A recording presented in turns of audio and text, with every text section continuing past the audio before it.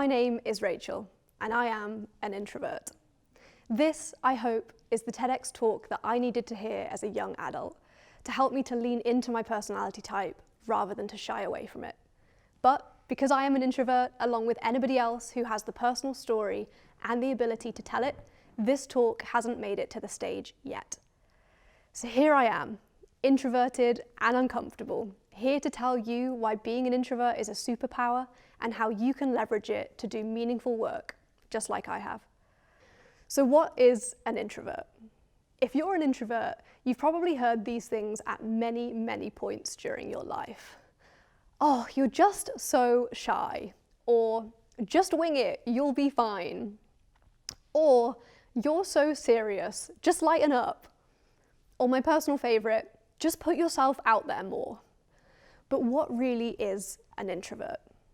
An introvert is somebody who loses energy during a social interaction rather than an extrovert who's somebody who gains energy from the same interaction. You might prefer time to yourself for moments of solitude and peace, like reading a book. You might prefer working alone. You'll probably have tight, close circles of family and friends. Introverts very often find themselves looking inwards when making decisions, rather than seeking external validation or advice. You probably prefer writing rather than talking, and quite often introverts say they feel more than extroverts because we are such inward people. As introverts, we really value high-quality friendships. As children, we're taught not to let other children sit on their own. If people prefer books to sports, we call them bookworms and nerds. Each year, children and parents compete to have the biggest, most elaborate birthday party. Past that, we have a further education system where we have Freshers' Week, an entire 7 days dedicated to socializing, meeting new people, and group interactions. When we finally make it past that and land a job, we all work in open plan offices where we're subjected to the noise and constant gaze of our co-workers. Networking is encouraged, and it's all about who you know, not what you know. In the media, when we're browsing Netflix, it's incredibly hard to find examples of introverts really showcased within pop culture. So from a young age, we're shown that in order to be the main character or to land the lead role in a story, you've got to be the life of the party, outgoing, loud, outspoken, and sociable. So rather than comparing ourselves to Leonardo DiCaprio, we're told we're more like Leonard Hofstadter from The Big Bang Theory. So many incredible people who have contributed or been responsible for some of the most pivotal moments in history were in fact introverts. Albert Einstein, one of the world's most recognized physicists, was quoted saying, "The monotony and solitude of a quiet life can stimulate the creative mind." Rosa Parks, who is described as having the courage of a lion, is also described as being timid and shy.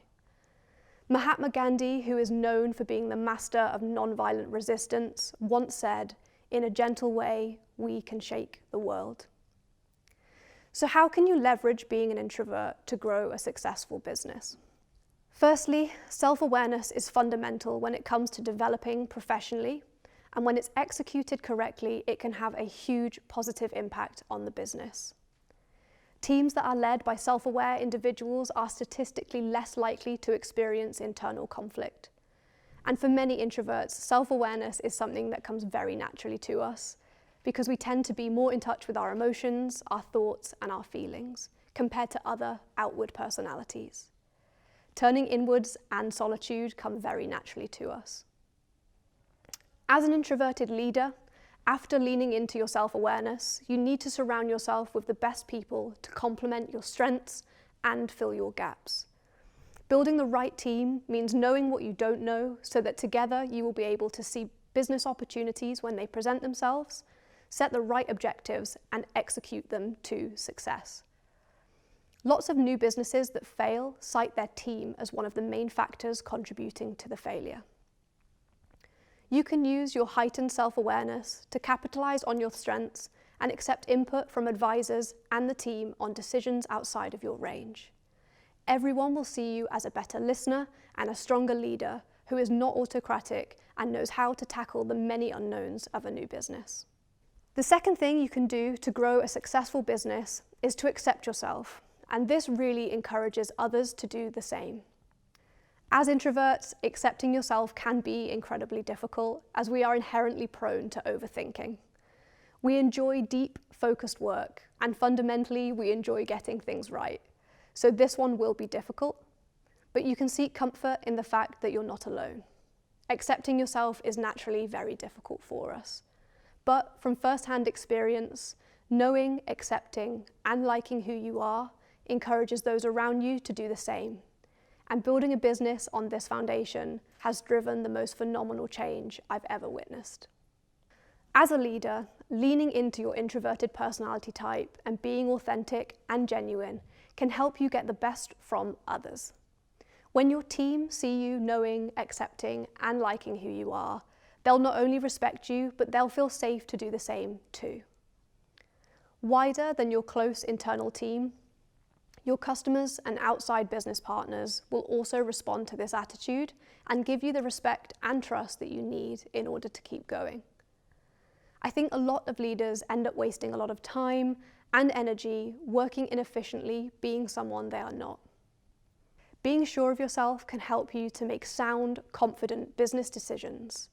Knowing your limits and not taking on tasks that you can't deliver on is the only way to survive in the fast-paced, modern business world that we live in that demands your attention 24 hours a day. Entrepreneurs and business owners who know themselves are not afraid to delegate in order to deliver the best possible outcome for their customer.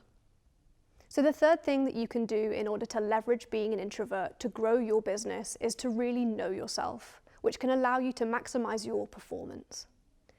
Knowing yourself is one step further than self-awareness, in that knowing rather than awareness encourages us to set boundaries and to build a support system that will catch us and guide us when we need it. Not every introvert struggles with setting boundaries, but very often, because of our empathy, introspection, and compassion, sometimes we can find it really difficult to identify what our boundaries are and when people are approaching them. If you know your strengths and what you enjoy, you're more likely to tackle a business problem and build a business that is best suited to your skills and interests and is less sensitive to your shortcomings. So many people fail working on someone else's problem. Listen to yourself and try to stay as connected to your true inner self as possible. As a business owner, you have no place to hide. No one to stand behind or someone to come and save you when things go wrong. Knowledge of yourself is the key to confidence. Even if, as an introvert, it's quiet confidence, it still builds an amazing platform for leadership. Building a business requires strong, sound, and consistent leadership. And building a new business requires good leadership to develop the market, attract customers, motivate the team, and conquer the unknowns. So for me, the top 3 things you can do to leverage your introverted personality type to grow a successful and meaningful business is number 1, self-awareness is key. Number 2, accept yourself because it will encourage others to do the same. And number 3, know yourself and use this to maximize your performance. Thank you.